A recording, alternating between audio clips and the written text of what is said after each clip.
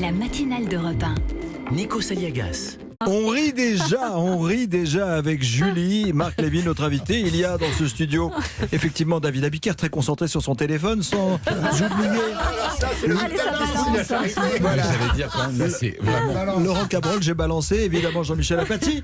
Il y a Céline Dacosta, notre invité aujourd'hui, qui est très impatient. Vous avez Marc Lévy. Oui, très impatient de découvrir Nicolas Canteloup. Ah oui, bien sûr. Vous avez des voix préférées dans ses imitations? Ah oui, plein. Mais d'abord, là, vous.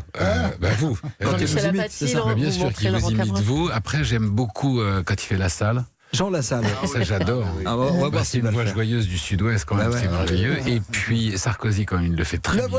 Vous n'allez pas être déçus, on va y aller. Julie. C'est presque de l'info, c'est la revue de presse de Nicolas Canteloup. Et on commence avec le titre principal de l'actu, et c'est vous, Nikos. Ouais, salut. Salut à tous. Une matinale, vous l'avez compris, chers auditeurs, depuis ce matin, exceptionnelle, avec Marc Lévy. Marc Lévy, l'auteur, mais aussi Marc Lévy qui nous a sauvés ce matin, lorsqu'on a eu un petit bug, lorsqu'on a appris que l'invité d'Audrey Crespo-Mara était en retard. Oui, il nous a sauvés en répondant à l'impro-question. La candidate Manon Aubry, oui, était en retard, candidate de la France imprécise. On a donc découvert un Marc Lévy, auteur, mais aussi bouche-trou. Bravo, polyvalence. Revenons à l'info surround de la matinée, car j'ai 50 balais. Oui, 50 balais un jour, ma chère Julie, chers auditeurs, j'ai changé, je me pose, je suis sérieux. C'est l'info surround donc, de la maturité ce matin. C'est donc le Festival de Cannes qui débute, le rendez-vous des cinéphiles souhaitant voir des robes monter les marches. C'est plus du cinoche, c'est un défilé de mode, le Festival de Cannes, il faut savoir. C'est surtout un festival très particulier car il est dans le sud. C'est donc la seule occasion de voir des spectatrices plus refaites que les actrices. À toi, Julie. Toc pour le sud. Merci, Nikos. Allez, on va revenir sur le titre du Parisien d'hier, la chute de la maison Balkany. Bonjour, Patrick Balkany. La chute de la maison Balkany. Faudra nous dire laquelle de maison parce qu'on en a plein. Pardon, bonjour à tous, bonjour à monsieur Marc Lévy.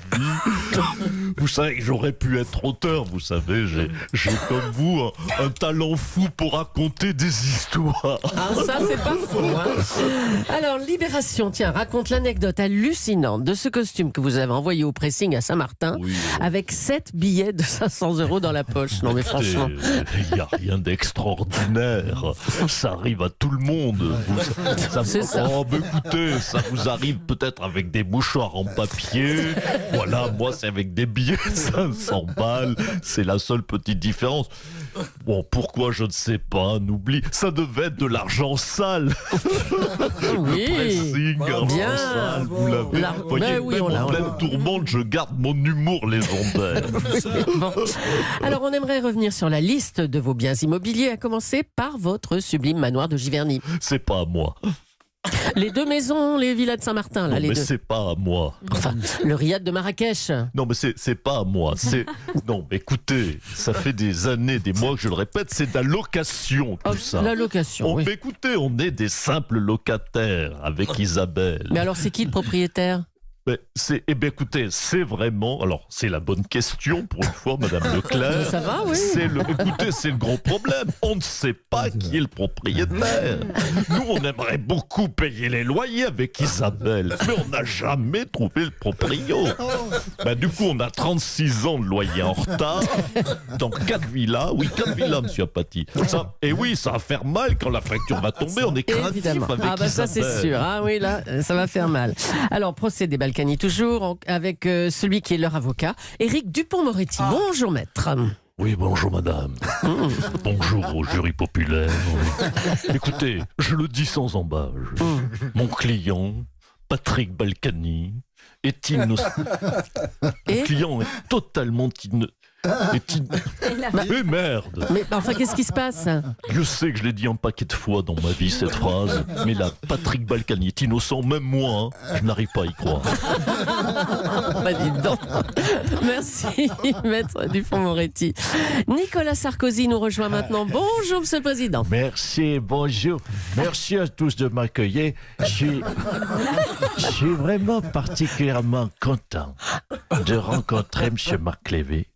Car vous le sachez, Déjà, vous qui êtes autour de cette table, puisque je vous l'ai déjà dit de nombreuses fois, j'adore liser.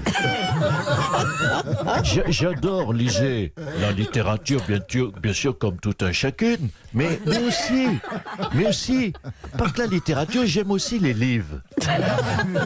Ainsi que toute variété, ainsi que les ouvrages littéraux. Pardon, je vois que M. Lévy me fait les gros yeux. Les ouvrages, bien sûr, pardon pour cette faute, les ouvrages littéraux. Oui, pardonnez-moi, non, c'est de ma faute. C'est vrai que l'objet direct s'accorde toujours avec le COD quand il est placé quelque part dans la phrase. Alors, quel est le dernier livre que vous avez lu, Nicolas Sarkozy? Dites-nous. Oh là là, c'est pas sympa, Julie. Quoi? Vous me posez une colle. Ah bon, le dernier livre que j'ai lu, j'en lis tellement. Et puis, je vais vous faire une confidence, parce qu'on est entre nous, entre auditeurs d'Europe 1. Je vais vous dire mes habitudes de lecture, je lis le soir. Ouais. Et comme je m'endors très vite, des fois, je me rappelle plus de quoi j'ai lu. Puis surtout, pourquoi vous dire un titre? Parce que il m'arrive d'en liser plusieurs en même temps. Alors, je ne vais pas me dérober à votre question. Allez-y. C'est pas mon genre de me dérober. Quoi que j'ai lisé. J'ai pas encore lu Ghost in Love aux éditions Robert Laffont, parce que pour simplement parce qu'il me l'a pas envoyé. Mais dès qu'il me l'envoie gratos, je vais le liser. Marc Lévy, il faut l'envoyer. Ah bah tiens, vous êtes obligé. Faites un petit geste, c'est quelque chose. Bon. Alors, quoi que j'ai lu hier. Dites-nous un titre précis, je sais pas moi. Oui, mais ça va, 2 minutes. On est tranquille entre amoureux de la littérature. Alors, hier, attendez, je me frotte la tête. Hier, alors, j'ai lisé le catalogue Rolex, mais ça compte pas. Pour l'été 2019, ils ont une belle collection. Mais bon, ça compte pas. J'ai lisé la biographie extraordinaire, avec un grand S de cet auteur noir, dont le nom m'échappe. Bah attendez, il y en a beaucoup. Il y a Léopold Sédar Senghor, il y a Aimé Césaire, encore... Quoi? C'est l'autre là, Lilian Thuram, voilà. la biographie Lilian Thuram, je la conseille, ou qui raconte de façon magistrale ses 2 buts contre la Croatie.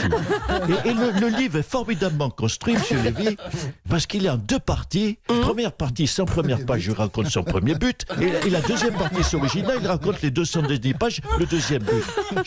J'ai bien foutu comme livre. Très bien, écoute, je le conseille. Ah ben on va le lire alors. Marc Lévy adore la littérature américaine. Votre auteur américain préféré? Votre œuvre préférée, Nicolas Sarkozy? Américain? Oui. Déjà, français, c'était pas simple. Mais alors, si j'hésite, il y en a 2. J'hésite entre Steinway et Hemingway. Steinway et Hemingway. Steinway, qui fait aussi du piano d'ailleurs. Et Hemingway. Mais pardon, j'inverse. Steinbeck et Hemingway. J'ai adoré Des souris et des pommes. Non, c'est Des souris et des hommes, c'est Steinbeck. Hein? Oui, mais moi j'ai lu, j'avais 2 ans, c'était l'édition en face, c'était Des souris et des pommes. Arrêtez de me contrer ça devait être désagréable cette interview. J'étais venu avec plaisir, vous êtes désagréable. Bon, alors assez parlé littérature. On va parler de Patrick Balkany. Il a été maire. On peut parler littérature si vous voulez. Non, mais c'est votre copain, donc on va parler de Balkany. Allez, il a été maire de Levallois toute sa vie et quand vous étiez président, vous lui avez obtenu un passeport diplomatique qu'il utilisera pour se rendre en Afrique. Oui, je ne vais pas me dérober là non plus, c'est vrai, mais toute personne qui connaît Patrick Balkany, quand on connaît Patrick, on sait sa passion pour l'Afrique. Il me disait tout le temps, Nicolas, j'aime l'Afrique. En 2 mots, l'Afrique. J'ai besoin de plus d'Afrique. Ah oui. File-moi de l'Afrique. Et plutôt en liquide. Eh ben tiens. À un moment donné, j'en ai eu marre, je lui ai filé un passeport qu'il aille le chercher lui-même, son Afrique. Alors, une dernière question. Est-ce que je peux en placer une?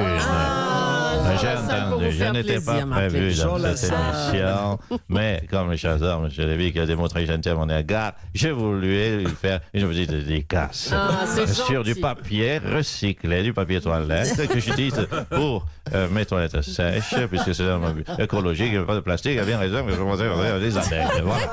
À vous, madame Julie. Bon, alors, est-ce qu'on revient sur le salaire du maire, là? On a le temps avec M. Sarkozy, oui?